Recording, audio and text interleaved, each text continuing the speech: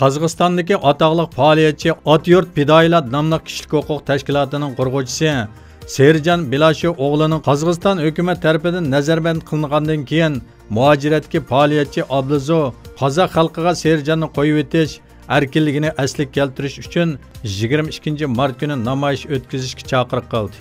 Orqadan Serjanning xalqni namoyishdan to'sgan bir video ko'rinish o'tirg'i chiqqan. Serjan 10 mart kuni kechasi Olmatodagi bir mehmonxonada Qozog'iston amonlik doiralarining tutqun qilishiga uchrab, Ostonaga elib ketilgan hamda etnik o'chmanlikka qutratqulik qilish bilan ayblangan.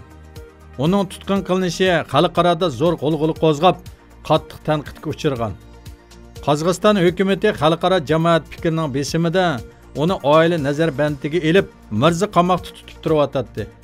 Muhojiratga faoliyatchi Abduzov tarafidan 22 mart kuni Navro'z bayramida qozoq, uyg'ur, o'zbek, tatar qatorliq turk xalqini Serjan uchun namoyishga chaqirdi.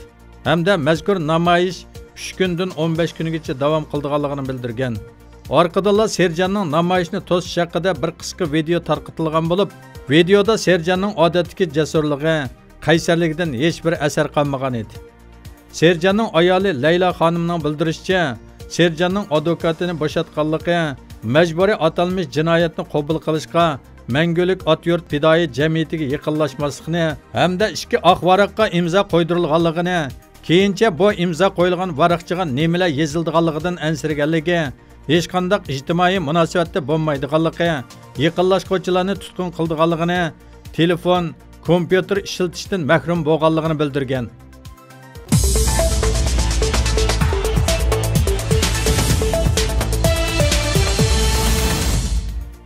İstanbulda Sharq Turkistondagi jazo lagerlari va Uyg'ur sarxonlarining oqibati muzakkara yig'ini o'tkazildi. 16 mart İstanbulda universitetlardagi akademik tadqiqotchilar, har qaysi gez jurnal, televiziyaning muxbirlari, Sharq Turkiston tashkilot mas'ullari bo'lib, 21 kishining ishtiroki bilan Sharq Turkistondagi jazo lagerlari va Uyg'ur sarxonlarining oqibati muzakkara yig'ini o'tkazildi. Yig'in oldi bilan Sharq Turkiston, Turkiya, Turk dunyosi va islom dunyosida o'z vatanining hurligi uchun hayotidan ayrilgan aziz shahidlarga 1 minutlik hurmat bildirish bilan boshlandi. Orqadan Turkiya va Sharq Turkiston istiqlol marshi o'qildi. Uyg'ur Akademiyasi raisi professor doktor Olimjon Inoyatga vakolatan Uyg'ur Akademiyasi muavin raisi doktor Mag'firat Kamol xonim ichilish nutqi so'zildi. O nutqida qisqacha qilib Sharq Turkistonning navbatdagi ig'ir vaziyati va Xitoyning Sharq Turkistondagi jazo lagerlari haqida qisqacha to'xtaldi. Orqadan Uyg'ur Akademiyasi ijroiy raisi Abdulhamid Qaraxon apandi Xitoyning assimilyatsiya siyosati va jazo lagerlari haqida Uyg'ur Akademiyasi muavin raisi doktor Mag'firat Kamol xonim jazo lagerlari va turmalarga begunoh so'langan vakil xarakterlik Uyg'ur sarxonlari haqida tafsiliy doklad sundi. Yig'inda asosligi Sharq Turkistonning vaziyati, Xitoyning Sharq Turkiston, Turkiya shundoqla Turk va islom dunyosi qaratgan yaqin kelgusi istiloh planlari muzakkara qilinishi bilan birga, Turkiyada Sharq Turkiston davosini texmi yuqori pallaga ko'tarishning farqli yo'llarini muhokama qilindi. Hammamizga ayon bo'lganidek, Uyg'urlarni yaqindan qo'llab, matbuotlarda har xil maqola va xabarlarni yozib kelayotgan turkiyalik muxbirlar va universitetlardagi akademik tadqiqotchilarning Turkiya xalqi va hukumatiga ta'siri xeyli kuchli bo'layotdi.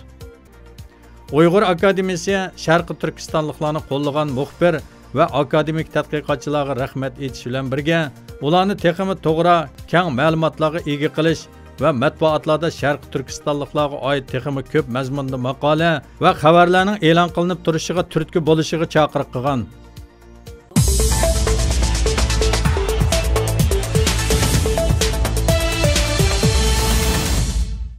12 mart kuni Nyu-York shahrida Kolumbiya Universiteti Qonun fakultetida Amerika Uyg'ur Akademiyasi bilan Kolumbiya Universiteti Qonun fakulteti, Kolumbiya Universiteti Kishilik huquq instituti va Kolumbiya Universiteti Sharq Osiyo instituti qatorliq organlarning hamkorligida Uyg'ur va boshqa musulmonlarning keng ko'lamli tutqun qilinish to'g'risida ilmiy muhokama yig'ini o'tkazildi.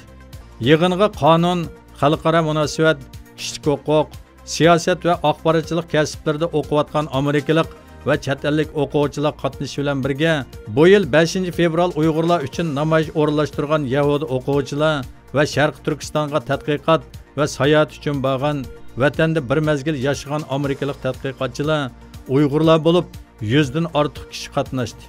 Yig'in jarayonida Uyg'urlarning hozirgi og'ir vaziyati bilan munosabatli tanlangan vakil xarakterli ko'plagan rasm ko'rgazma qilindi. Yig'in oxirida yig'inga ishtirok qiluvchilarga Uyg'ur taom madaniyati alohida tanishtirilib, mazzilik Uyg'ur taomlari sunildi.